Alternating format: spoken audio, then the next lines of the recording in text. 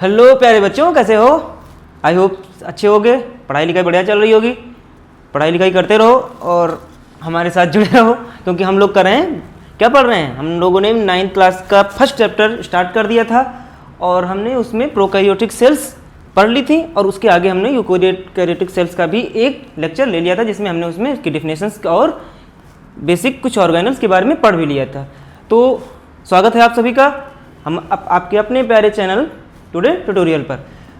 बच्चों, जो हमारी सीरीज चल रही है जिसमें हमारा जो टारगेट है वो नीट जेईई को बेस करके ही चला है, और लेकिन हम आप लोगों के लिए कि बोर्ड्स भी साथ में चलना है, वो टारगेट वहाँ तक है। लेकिन इससे पहले हम बोर्ड्स के एग्जाम्स में अच्छे मार्क्स आपको एक क्या देते हैं, स्टेबिलिटी देते हैं, आपको पहचान देते हैं कि हाँ आप अपने आप को जज कर पाते हैं, क्योंकि लोग आजकल मार्क्स से जज करते हैं, लेकिन आपका नॉलेज भी बहुत जरूरी होता है। एग्जाम में आप लिख के आओगे और हमारे साथ जुड़े रहोगे तो हम इतना अच्छा से पढ़ाई करेंगे। आपने जो क्लासेस आपने पीछे देखी भी होंगी उसमें आपको खुद लगा होगा कि हम लोगों ने क्या पढ़ा, जो बुक से बियॉन्ड जाके हम लोग पढ़ रहे हैं। तो आइए शुरू करते हैं आगे।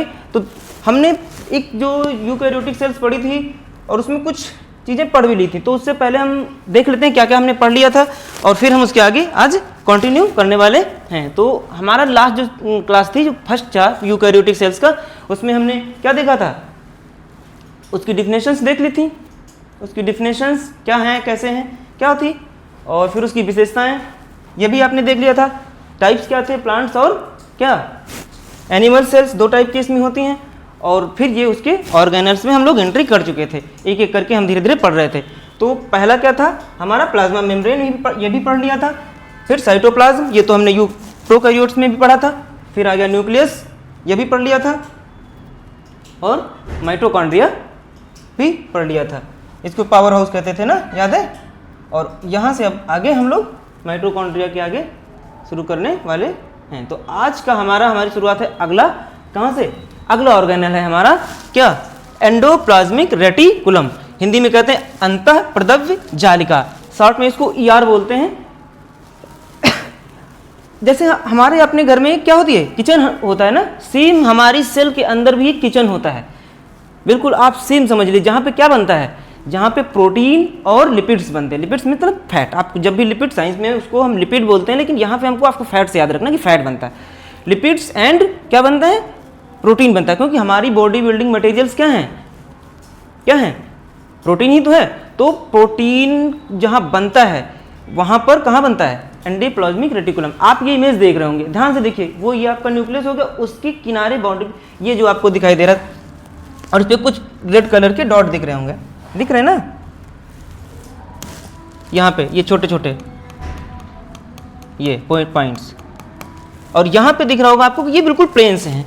तो दो टाइप के, जो ये आपका ये ER है, येलो कलर वाला, ये दो टाइप का होता है। एक होता है ये वाला रफ होता है, क्योंकि इसमें राइबोसोम्स, ये पॉइंट्स लगे, ये राइबोसोम्स हैं जो प्रोटीन बनाते हैं। हमारी प्रोटीन फैक्ट्री राइबोसोम्स का कहा जाता है ना, ये तो आपको पढ़ा था प्रोकैरियोट्स में भी। तो ये इस पे चिपके रहते हैं। तो अब किसी भी सरफेस पे कोई चीज़ अगर चिपकी हुई है तो वो रफ हो जाएगी ना, थोड़ा सा, तो इस वजह से वो रफ दिखते हैं। तो उनको, इसलिए इनको रफ एंडोप्लाज्मिक रेटिकुलम कहा जाता है। मतलब ये क्या है, खुरदरी होती है। और जो ये स्मूथ दिख रहे हैं आपको, ये चिकने हैं, इनके ऊपर नहीं होता ये बिल्कुल। और ये अब ये वाला तो प्रोटीन बनाएगा, क्योंकि इसके पास क्या है, राइबोसोम्स है। ये स्मूथ है, चिकना है, तो चिकना फैट से आप रिलेट कर सकते हैं कि फैट जो है वो क्या कर रहा है, ये फैट बनाते हैं, ये क्या बनाते हैं, ये आपके प्रोटीन बनाते हैं। तो हमारी दोनों दो टाइप के हैं, पहला हो गया आपका रफ, दूसरा हो गया स्मूथ। फैट आपका स्मूथ होता है, चिकना होता है ना, चिकना, तो चिकने से याद करोगे फैट, तो यहाँ लिपिड्स बनते हैं, क्या बनते हैं, यहाँ लिपिड बनते हैं, और खुरदरे में क्या बन रहा है, प्रोटीन बनता है। क्या बनता है, प्रोटीन बनता है, ठीक है। तो दो टाइप के हो गए, एंडोप्लाज्मिक रेटिकुलम हमारा किचन है जहाँ पे बनाए जाते हैं हमारे प्रोटीन एंड लिपिड्स, और दो हैं, और दोनों में से अपना अपना काम करेंगे। क्या करेंगे, एक प्रोटीन बना देगा, एक क्या बना देगा, फैट बना देगा।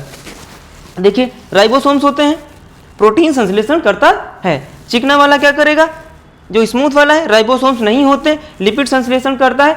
और क्या करता है, एक इसका बहुत इंपॉर्टेंट काम है, डिटॉक्सिफिकेशन। मतलब जब भी कोई नुकसानदायक चीज आएगी हमारी बॉडी के अंदर, सेल के अंदर, तो जहरीली चीज, वायरस या कुछ भी घुसेगा, तो ये उसको क्या करेगा, उसको मारेगा, उसको नुकसान करने की कोशिश करेगा, मतलब वो हमको नुकसान ना करने पाए इसलिए उसको समाप्त कर देगा, है ना।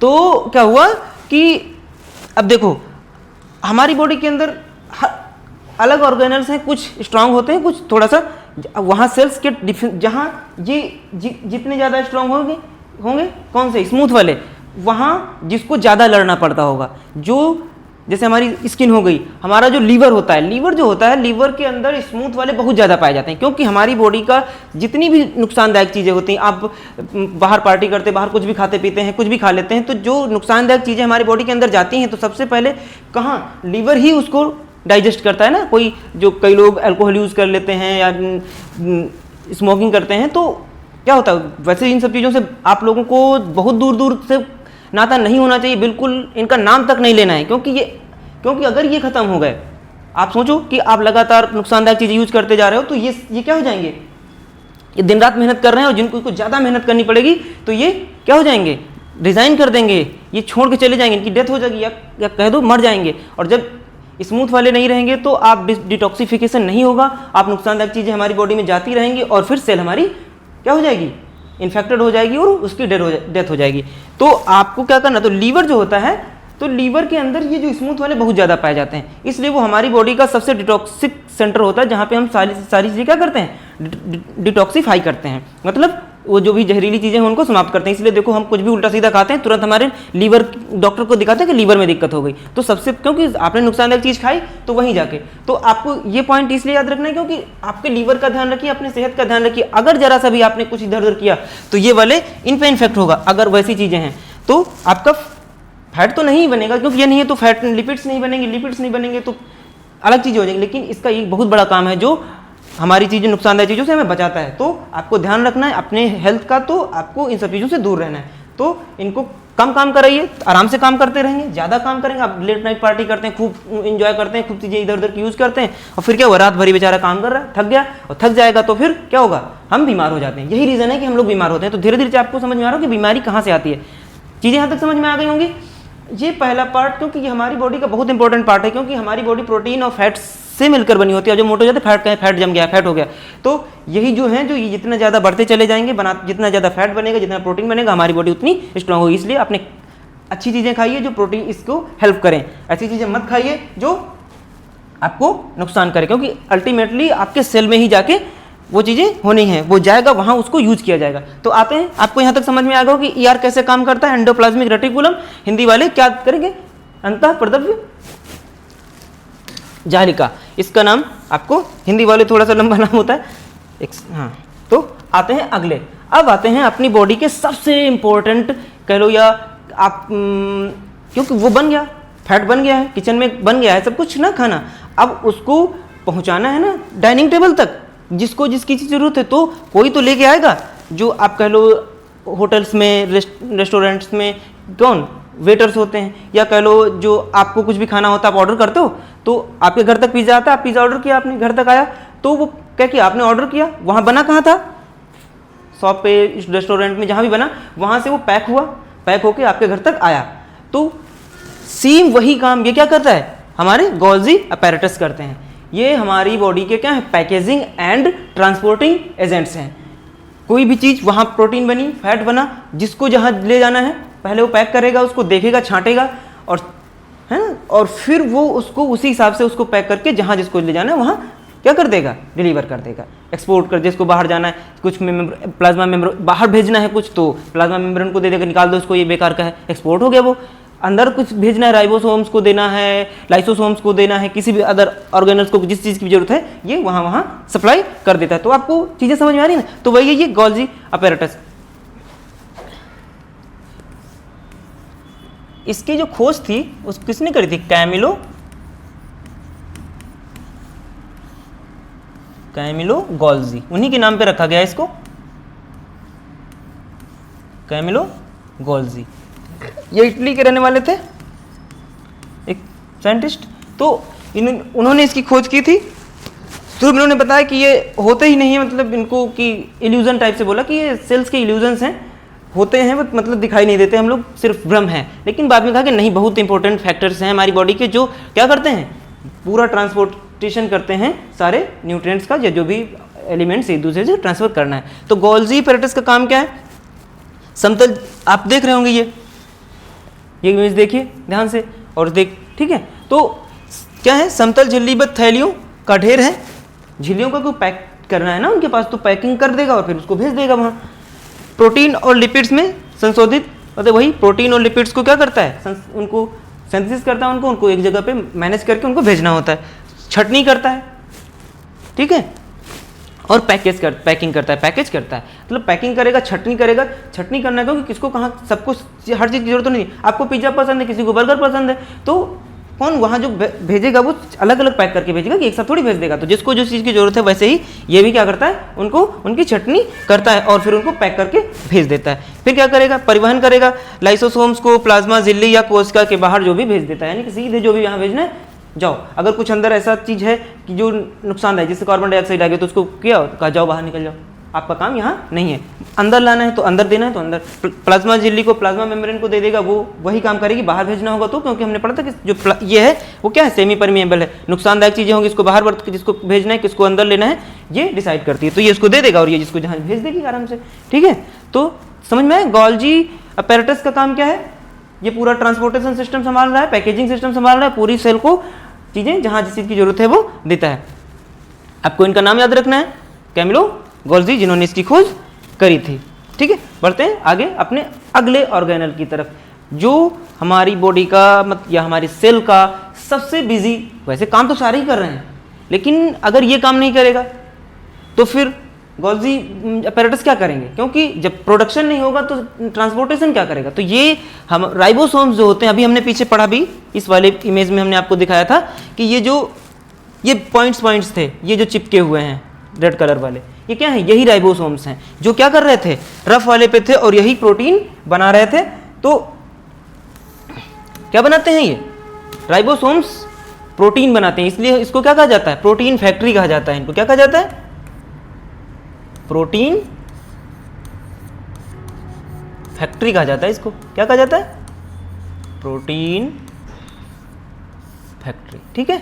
आपको ये बात ध्यान रखनी कि protein factory of the cell कौन है? राइबोसोम्स। तो ये वहां चिपके रहते हैं रफ वाले के ऊपर, रफ एंडोप्लाज्मिक रेटिकुलम के ऊपर, और वहां पे ये प्रोटीन बनाते हैं, पूरी बॉडी को फिर सप्लाई होती है। राइबोसोम संरचना आरएनए प्लस प्रोटीन से बना होता है, कोई झिल्ली नहीं होती है। अब देखो, हमने किस में पढ़ा था? प्रोकैरियोट्स में पढ़ा था कि जो भी ऑर्गेनल्स थे वो क्या थे?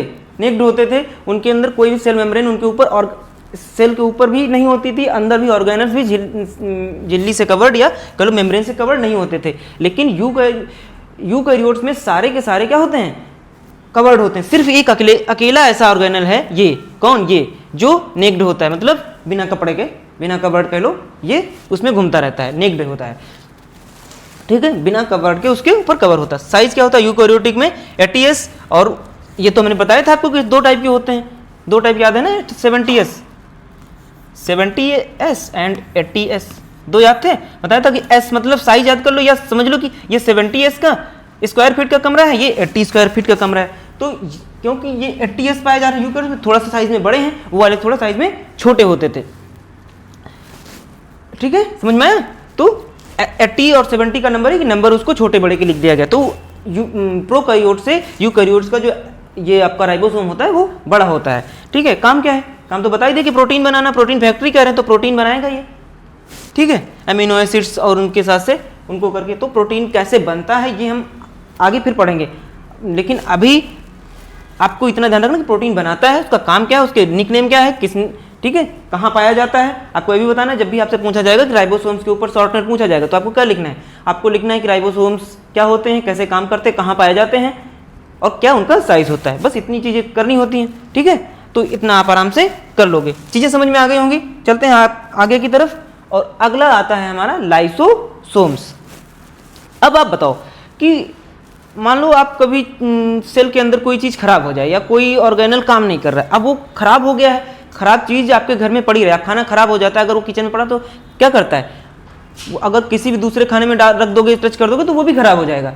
तो अब मान लो सेल के अंदर कोई चीज़ खराब हो गई है, कोई ऑर्गेनल इन्फेक्टेड हो गया है, तो अब उसको वहाँ से निकाल के फेंकना या उसको समाप्त करना, उसको समाप्त करना क्या है? भी तो है कि वो गंदगी न करे, क्योंकि अगर वो खराब पड़ा रहा तो दूसरे आसपास वाली चीज़ों को भी खराब कर देगा। अगर किचन में या आपके घर में कोई चीज़ खराब पड़ी हुई तो वो महकने लगती, बदबू करना, पूरे एनवायरनमेंट को खराब कर देती, आसपास की चीज़ें भी खराब कर देती। आप एक सेब खराब रखो, एक के साथ रख दो, दूसरा भी क्या होता है आपने देखो वो भी उसके टच में खराब हो जाता है।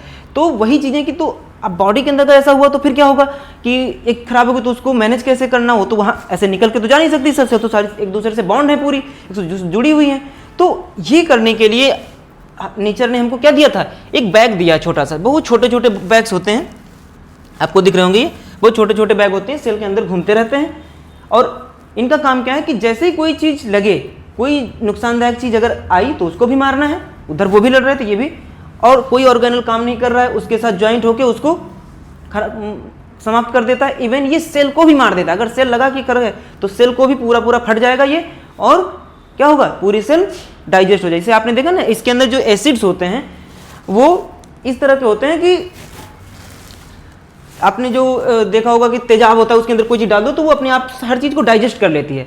तो वो डाइजेशन जो होता है वैसे ही ये भी इस जैसे ही फटता है तो सेल पूरी क्या होती है, पूरी तरीके से डाइजेस्ट हो जाएगी। इवन बोन्स कुछ भी उसके अंदर जो भी होगा सारा कुछ समाप्त हो जाएगा, ऐसा लगेगा कि यहाँ कुछ था ही नहीं।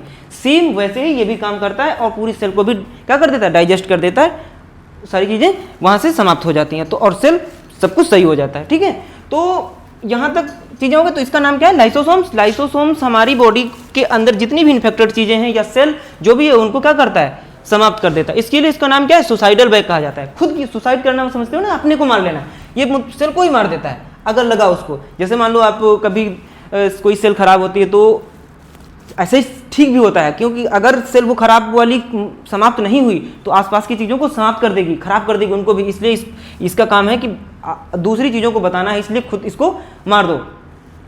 आपने वैसे देखा होगा कि आर्मी में होता है कि अगर एक फंस गया है कि हम ना फंस जाएं, एजेंट्स जो होते हैं ना रॉ वाले या वो वाले, तो क्या करते हैं, वो अपने आप को गोली मार लेते हैं कि अगर हम पकड़े गए तो वो हमको क्या करेंगे, आसपास के लोग भी पकड़े जा सकते हैं, हमारी टीम पकड़ी जा सकती है। इसलिए वो वैसे ही आसपास की चीज़ों को बचाने के लिए खुद को मार देता है, यानी कि अपनी सेल को भी मार देता है। तो क्या है, संरचना देखो झिल्लीबद्ध है क्योंकि छोटे छोटे पाउच हैं जिनमें क्या होता है, अपघटक एंजाइम्स, हाइड्रोलिटिक एसिड कहते हैं।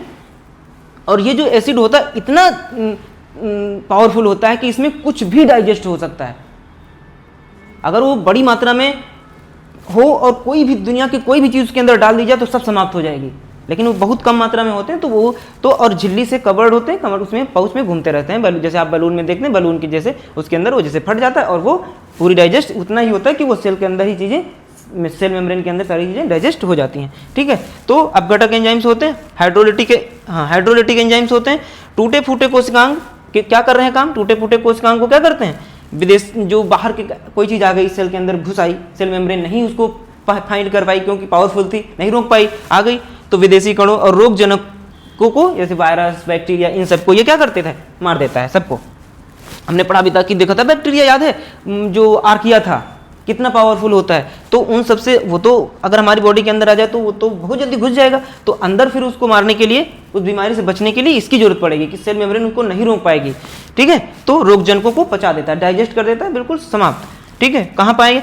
अब अगला है कि ये सिर्फ एनिमल सेल्स में पाया जाता है। एक पॉइंट आपको याद रखना है कि केवल, कहाँ लिख दो, यहाँ लिख दें, केवल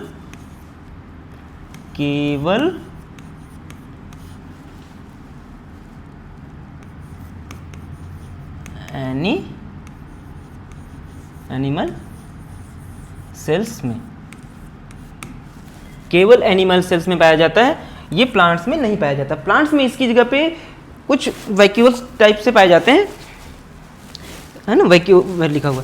तो वैक्यूल्स जो होते हैं इससे थोड़ा सा बड़े साइज में होते हैं, वो ये काम कर रहे होते हैं। कह लो इनकी बड़ा भाई वहाँ बैठा हुआ है तो ये वहाँ नहीं होते, वो काम संभाल लेता है, कहते तुम रहने दो, क्योंकि प्लांट्स की सेल थोड़ा सा कंपैरेटिवली उसमें वैक्यूल्स बड़े बड़े होते हैं, वो थोड़ा सा अलग शेप साइज होता है, सेल वाल भी होती है, तो वो थोड़ा सा बड़े एंजाइम की जरूरत पड़ती, तो बड़े पाउच होते हैं थोड़े से, इसलिए वो वहाँ वो काम करता है। तो वहाँ वो चीज़ें हैं, यहाँ ये पाया जाएगा सिर्फ किसमें, प्लांट्स में, सॉरी एनिमल्स में। प्लांट्स में हमारे वैक्यूल्स होंगे। ठीक है, तो क्यों नहीं पाया जा रहा, क्योंकि आपको पता आ गया ना कि एनिमल्स में नहीं पाया, एनिमल्स में पाया जाएगा, प्लांट्स में नहीं पाया जाएगा। ठीक है, तो यहाँ तक समझ में आया कि ये इसका नाम आपको ध्यान रखना, जब भी लिखना है तो ये जरूर लिखना है कि सुसाइडल बैग कहते हैं, मतलब आत्मघाती थैलियाँ, आत्मघाती, खुद की आत्महत्या कर लेती है। खुद की आत्महत्या करने का मतलब है कि सेल को मार देना खुद को, क्योंकि सेल से ही तो उसका अस्तित्व है। ठीक है, समझ में आ गई चीजें।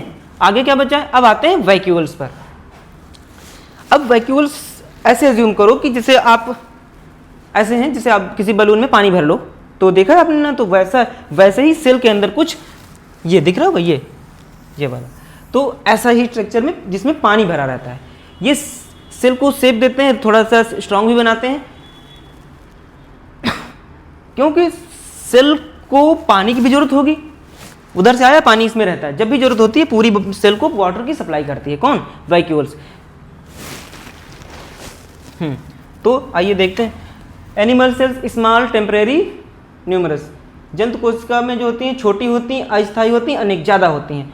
जो एनिमल्स में होते हैं थोड़ा कंपेरेटिवली छोटी होती हैं और ज़्यादा होती हैं, कई सारे वैक्यूल्स हो सकते हैं। जो प्लांट्स में होते हैं एक बड़ी सी होती है, जैसे इसमें दिख रही है प्लांट सेल है, ये जो है इसमें उसकी इमेज नहीं है, लेकिन ये प्लांट वाली, इसमें देखो एक आप बड़ी सी दिख रही है, न्यूक्लियस वगैरह है सारी चीज़ें, लेकिन ये क्या है, ये है आपका वैक्यूल्स, ये प्लांट का एक बड़ा सा होता है। जबकि जो एनिमल्स होते हैं उसमें छोटे छोटे कई सारे हो सकती हैं, तो एक बड़ी होती है और इतनी बड़ी होती है कि पूरी सेल का लगभग 90% पार्ट घेर लेती है।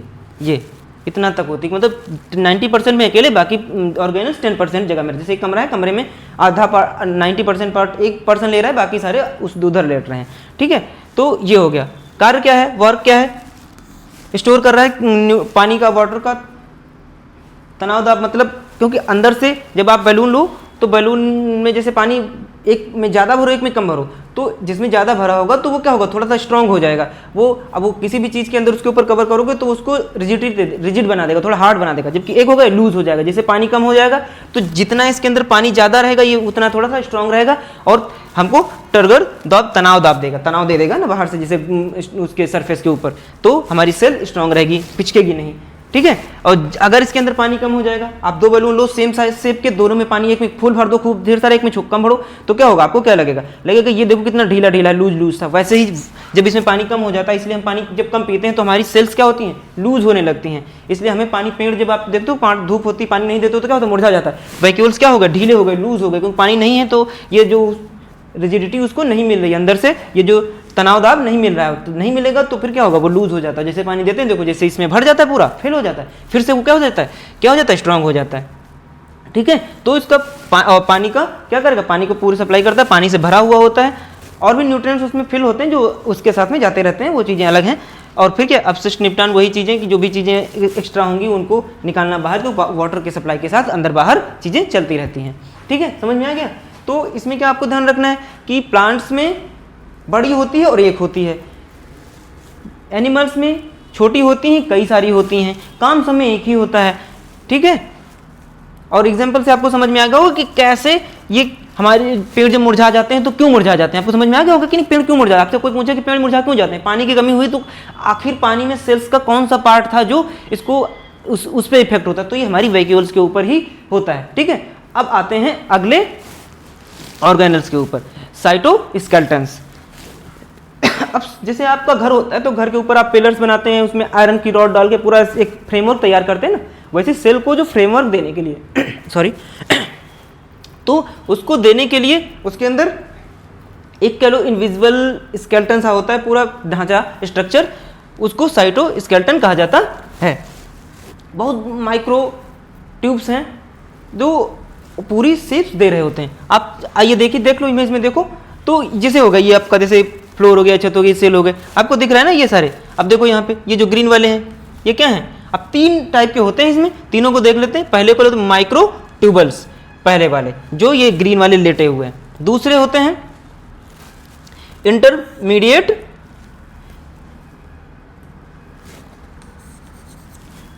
फिलामेंट्स, है ना, इंटरमीडिएट फिलामेंट्स, और तीसरे हैं माइक्रो फिलामेंट्स। ये इंटरमीडिएट हैं, ये माइक्रो। इंटरमीडिएट का मतलब होता है, अब देखो जो ये वाले ग्रीन वाले हैं आपके, ये वाले, फिर दूसरे हो गए ये वाले आपके जो ब्लू कलर के ऐसे दिख रहे हैं। रुक जाओ, एक कलर चेंज कर लेता हूँ जिससे आपको अच्छे से समझ में आ जाएंगी चीज़ें। ठीक है, तो ये जो आपको ब्लू कलर वाले दिख रहे होंगे ये स्ट्रेट, ये ठीक है, ये इंटरमीडिएट क्या हैं, फिलामेंट्स हैं। और ये आपके क्या क्या हो गए, ये आपके हो गए माइक्रो ट्यूबल्स, ये वाले जो ग्रीन वाले लेटे हुए। आप घर जब फ्रेमवर्क बनाते हैं ना तो देखो लेटी हुई, हॉरिजॉन्टल, वर्टिकल, स्लेंटिंग, हर तरह की वो जो भी शेप देना होता है तो क्या करेंगे, सब तरह से लगाते हैं ना आयरन रॉड्स, तो उसी तरीके से यहाँ पे ये होती हैं, बहुत माइक्रो ट्यूब्स होते हैं जो अपना काम कर। तीसरी आती है आपकी ये माइक्रो फिलामेंट्स, 3 होते हैं। अब देखते हैं इनके काम क्या। अब देखा, अब देखो ये मेनली स्ट्रक्चर कौन दे रहा है आपको, आपको दिख रहा है कि अगर ये वाला छोटा टेढ़ा मेढ़ा हो जाएगा तो जैसे जैसे होगा ये इनका इफेक्ट, ये जो ब्लू ये वाले हैं इंटरमीडिएट वाले, अगर इन पे कोई इफेक्ट किया आपने, इनका शेप चेंज किया तो सेल का शेप चेंज हो जाएगा। लेकिन ये क्या है, ये स्ट्रांग मजबूत बना रहे हैं, इसको बेस दे रहे हैं, ठीक है। तो सबसे देखना कि स्ट्रक्चर कौन देगा, ये देगा, बाकी चीजें अपना करेंगे। तो स्ट्रक्चर कौन देगा, देखिए जो माइक्रोट्यूबल्स हैं, सूक्ष्म नलिकाएं, खोखली नलिकाएं होती हैं, स्पिंडल, तंतुरेशमक और पुच्छर, फ्लैजेला। आपने देखा ना फ्लैजेला, और याद है ना, तो उसमें पाइप जैसी स्ट्रक्चर होता था, उसको बनाती हैं। सीलिया जानते हैं, सीलिया छोटे छोटे हेयर लाइक स्ट्रक्चर होते हैं जो हमारे नोज में, हमारे जो ट्रैकिया होती है, मतलब जो विंड पाइप होती है उसमें होते हैं, जिससे हमारी बॉडी से जो बैक्टीरिया या कोई हार्मफुल चीज जा रही है तो ये ऐसे हिलते रहते हैं उसके अंदर और उनको जाने से रोकते हैं, ठीक है। तो वो वही है, फ्लैजेला बनाती है। फ्लैजेला हमने उसमें पढ़ा था, वो जो पूंछ जैसा स्ट्रक्चर होता था, याद है। और फिर आते हैं सूक्ष्म तंतु, माइक्रो फिलामेंट्स। ठोस छड़े हैं, मजबूत हैं ये वाली, और क्या करती, कोशिका की गति और आकार में ये क्या करती हैं, ये वाले माइक्रो फिलामेंट्स। ये किसके लिए जरूरी हैं, हम मूवमेंट के लिए, उसको मजबूत बनाती हैं। ये क्या कर रही थी आपको, ये खोखली हैं और फ्लैजेला और सिलिया बनाने में हेल्प करती हैं, ये मूवमेंट करती हैं और उसको रोकती हैं, हमारे अंदर जो भी हार्मफुल चीज़ें आती हैं उनको, ठीक है। सूक्ष्म, यहाँ आगे ठोस छड़ें होती हैं, कोशिका की गति और आकार में सहायक होती हैं। फिर आते हैं इंटरमीडिएट फिलामेंट, ये जो होती हैं ये वाली, ये क्या होती हैं, ये मैकेनिकल सपोर्ट देती हैं उनको, किसको, पूरी सेल को, जिससे वो एक स्ट्रांग बनी रहे। तो साइटोस्केलेटन समझ में आया आपको। ये नॉर्मली जब सेल देखेंगे तो ये चीज़ें दिखाई नहीं देती हैं, इसलिए ये इनविजिबल कहा जाता है स्केलेटन। इसको होते हैं बट इतने माइक्रो होते हैं कि नॉर्मली नहीं दिखाई देते, बहुत ध्यान से देखने पर ही दिखाई देते हैं, और उनका जब उसको विजुअलाइज किया जाता है तब दिखते हैं। चीज़ें समझ में आ गई, सूक्ष्म तत्व और सूक्ष्म नलिकाएं, मध्यवर्ती इंटरमीडिएट, ये वाले जो इंटरमीडिएट हैं ये, ठीक है। यहाँ पूरा जब आप पिलर पर किसी चीज़ को खड़ा करते हैं ना तो ये पिलर जैसे काम कर रही हैं, ठीक है, ये वाली, क्योंकि ये वो दे रही हैं। ये हो गई तुम्हारी, और ये हो गई, ठीक है। चीज़ें समझ में आ गई यहाँ तक। तो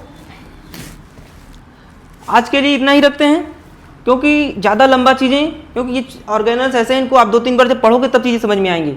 आप अपनी बुक से पढ़िए, फिर यहाँ से पढ़िए, बुक से भी पढ़िए, और देखिए आपको चीज़ें, आप अपने आप को एक अच्छे लेवल तक ले जा पाएंगे। आज के लिए इतना ही रखते हैं। नेक्स्ट में हम लोग इसके आगे जो बचे हुए ऑर्गेनल्स हैं, जो भी पार्ट्स भी बचा हुआ है सेल चैप्टर का, वो कंप्लीट करेंगे।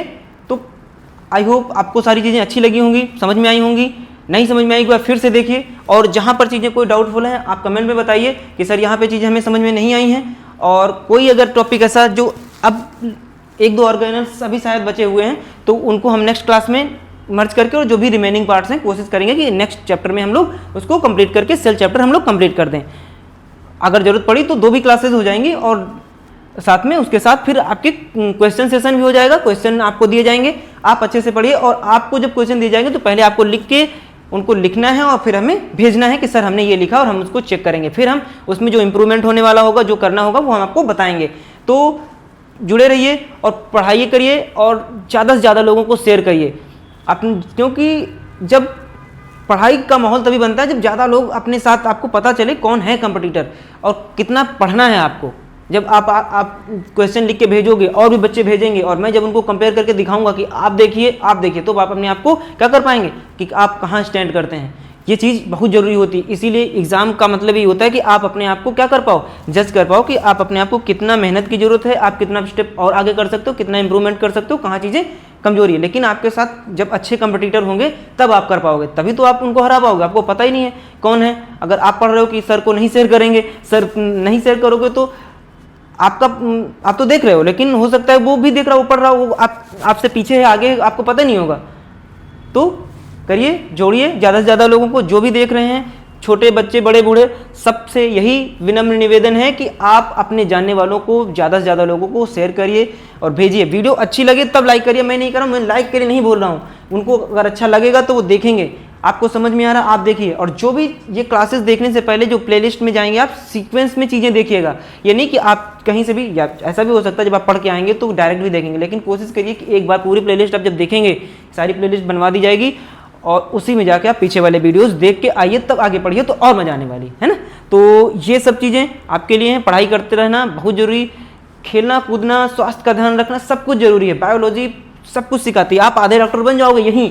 मैं ये आपको जब तक 9th और 10th का पढ़ के 10th का पढ़ते पढ़ते, 10th वाले बच्चे तो 9th पढ़ चुके हैं, 10th में जो अभी इसके साथ क्लासेस स्टार्ट हो जाएंगी वो भी, तो आप देखोगे जब डिजीज वगैरह पढ़ोगे तो आपको लगेगा ये तो हम कर सकते हैं, ये दवाई, आधे डॉक्टर कोई पूछेगा यार बीमारी को तो आपको तुरंत कहोगे अच्छा ये दवाई काम कर सकती है, आप खुद बता दोगे, आधे डॉक्टर ही बना देंगे आपको। और फिर तो चीज़ें हैं, तो थोड़ी सी सोचना आपके लिए कि जो बच्चे लखनऊ के आसपास से हैं वो हमारे साथ जुड़ सकते हैं ऑफलाइन सेंटर पे, जहां हम लोग ऑफलाइन क्लासेस हमारी चलती हैं। जो जुड़ना चाहते हैं, बाहर से यहाँ आना चाहते हैं, हो सकता है वो फैमिली के साथ आए यहाँ, तो वो ज्वाइन कर सकते हैं। बाकी आप लोग पढ़ तो रही हैं, यूट्यूब पर पढ़ते रहिए, वहाँ तो आप कर ही रहे हैं, लेकिन जो आसपास के हैं उनके लिए है कि वो अगर वो इंटरेस्टेड हैं तो आके डेमो क्लासेस लीजिए और अच्छे से पढ़ाई करिए, और आपको चीज़ें समझ में आए तो ज्वाइन करिए, ठीक है। तो इतना, आई होप आपको सब सारी चीज़ समझ में आ गई होंगी। पढ़ाई करते रहिएगा। मैं बार बार एक बात आपको दोहराता हूँ कि कॉन्टिन्यूटी बहुत ज़रूरी है, हार्ड वर्क से ज़्यादा ज़रूरी है कॉन्टिन्यूटी। हार्ड वर्क तो हो जाएगा, हार्ड वर्क थोड़ा कम भी कर लोगे, लेकिन अगर आपने कितना भी एक दिन आपने हार्ड वर्क कर लिया, अगले दिन 2 दिन नहीं पढ़ाई करी, आप सो गए, तो जो हार्ड वर्क किया था वो भी जीरो हो जाएगा। इसलिए थोड़ा थोड़ा छोटे छोटे स्टेप्स में आगे पढ़ते रहिए, एकदम से लोड नहीं देना है, क्योंकि ऐसा सिलेबस नहीं है कि कवर नहीं किया जाता। अगर आप ईमानदारी से 1 हफ्ते पढ़ लेंगे, बायोलॉजी खत्म हो जाएगी। जब जो मैं पढ़ा रहा हूँ उसके नोट्स तैयार करते रहिए, जो लिखते रहिए, शॉर्ट नोट्स बनाइए, और लॉन्ग फिर आप लिखवाएंगे तो आप लॉन्ग लिख पाएंगे, क्योंकि पॉइंट्स तैयार होंगे तो आप उनको एक्सप्लेन करके लिख पाओगे, ठीक है। तो ध्यान रखिए, टेक केयर, बाय बाय, मिलते हैं नेक्स्ट वीडियो में जो रिमेनिंग पार्ट है उसके साथ। जय हिंद, जय भारत।